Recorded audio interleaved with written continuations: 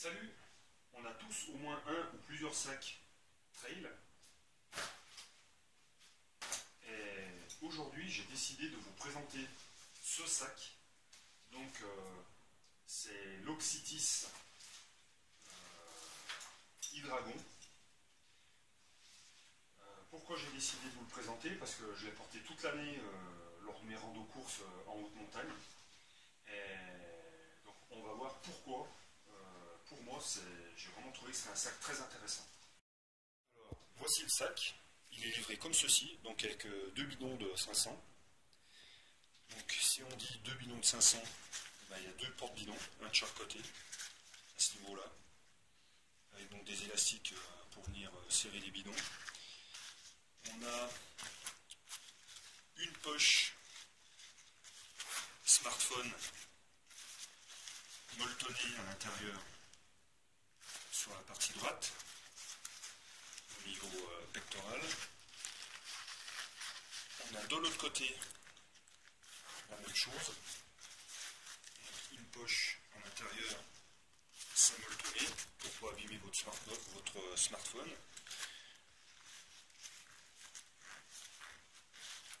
On a différents élastiques, on verra tout à l'heure à quoi ça sert. Différents élastiques notamment pour les bâtons. Ici, pour mettre soit un bâton de chaque côté, soit moi perso je mets les deux du même côté. On a le serrage ventral à velcro, on a le serrage pectoral qui est difficilement réglable, mais bon, qui est élastique, hein, il n'y a pas de réglage particulier. Donc ça c'est point de vue extérieur, donc il n'y a pas de poche sur le côté, mais il y a un système velcro en fait pour on va dire la taille du bonhomme. Hein. Si vous êtes un peu costaud ou plutôt fin, vous pouvez jouer là-dessus. Donc les velcro, au début j'avais un petit peu peur, mais ils sont relativement très accrocheurs. Hein. J'ai eu aucun problème au cours de l'année.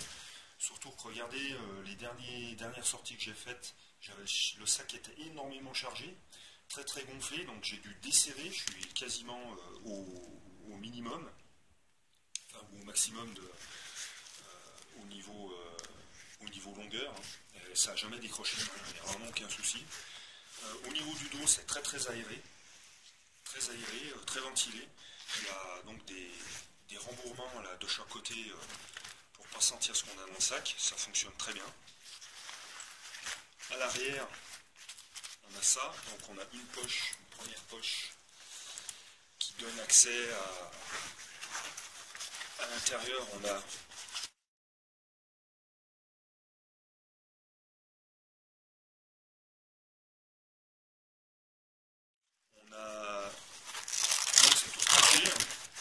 une couverture de survie.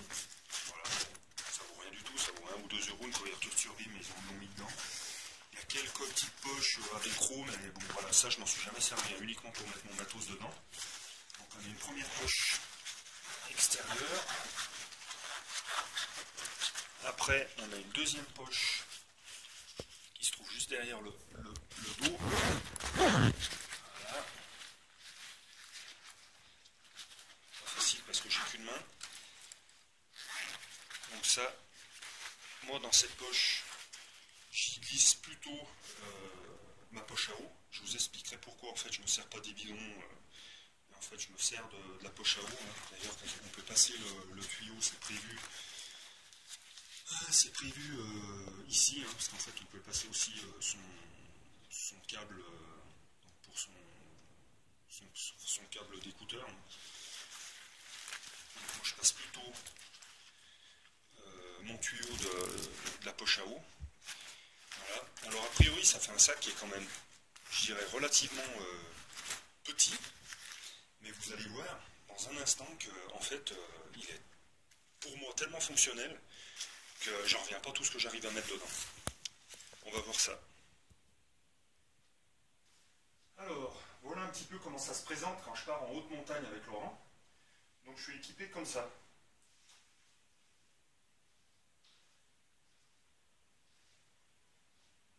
Donc là on voit que j'ai le camelback, j'ai pas les bidons. Alors pourquoi j'ai pas les bidons? Parce que moi je trouve que c'est une perte de place que d'avoir des bidons. C'est tellement pratique d'avoir une poche à eau avec une pipette. Et en plus, donc on récupère tout le volume des portes bidons, ce qui fait que on optimise l'affaire, quoi. Donc voilà comment ça se présente.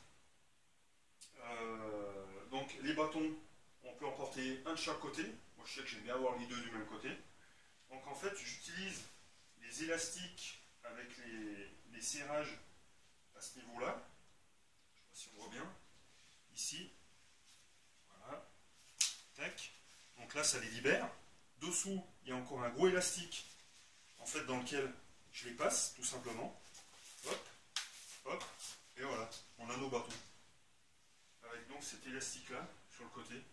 Donc c'est pas gênant de les avoir comme ça sur le côté, on les a pas dans le visage. Voilà, ça frotte légèrement au niveau de la hanche, mais il n'y a aucun souci, on risque pas de se les prendre dans les mollets en grimpant sur des marches ou autre. En courant ça va, ça ballotte pas trop. Donc regardez un peu l'équipement que j'ai avec ce petit sac. Donc là j'ai les bâtons. Ensuite, ici, de l'autre côté, normalement, où je devrais mettre le deuxième bâton, je m'en sers pour mettre ma perche selfie, donc pour faire les vidéos que je fais en haute montagne. Donc ici, je passe la perche dans l'élastique, et ensuite je viens bloquer la perche au niveau de du serrage ventral. Donc, comme ça, la perche ne bouge pas du tout. Perche. Ici, je me retrouve avec mes deux poches porte-bidon, dans lesquelles il n'y a pas de porte-bidon, mais par contre ça va permettre de mettre énormément de choses. Donc, une paire de gants, pas des gants en soie, hein, des gants de type ski de fond qui sont déjà un petit peu épais quand même. Paire de gants, bonnet, et en forçant un peu, on pourrait encore mettre des gants fins, et d'ailleurs je l'ai déjà fait. De l'autre côté, les tubes, l'alimentation, ce que vous voulez. Hein. Des jambières, des brassières, ce qui vous passe par la tête, hein, donc pour vous couvrir en haute altitude. Voilà, donc ça fait déjà pas mal. Et moi ce que j'apprécie, c'est que c'est accessible tout de suite. On n'est pas obligé d'aller chercher des poches sur le côté, d'ailleurs on n'en a pas celui-ci, d'aller chercher des poches sur le côté. D'ailleurs, souvent les grands, on est quand même désavantagés par rapport aux petits, parce qu'on n'arrive pas en principe à les chercher au niveau des poches latérales. Bon, j'ai essayé la version au-dessus de ce sac-là qui a des poches latérales. Franchement, c'est impossible d'aller chercher quelque chose sur le côté. Donc moi, franchement, j'aime bien voilà, des poches au niveau poitrine, parce que c'est super accessible. Donc voilà pour ce qui est, on va dire, chargement frontal. Maintenant, je vais vous montrer donc ce que j'arrive à fourrer dans le sac. Là, évidemment que la poche, je n'ai pas mis d'eau dedans, ça serait un peu plus bombé, mais il n'y a aucun souci, ça passe. Moi, ce qui m'impressionne, malgré sa petitesse, c'est, regardez, donc quand je pars, j'ai un bout de soft shell, où l'été a été quand même assez chaud, voire caniculaire. Bon, je partais en débardeur, évidemment. Hein.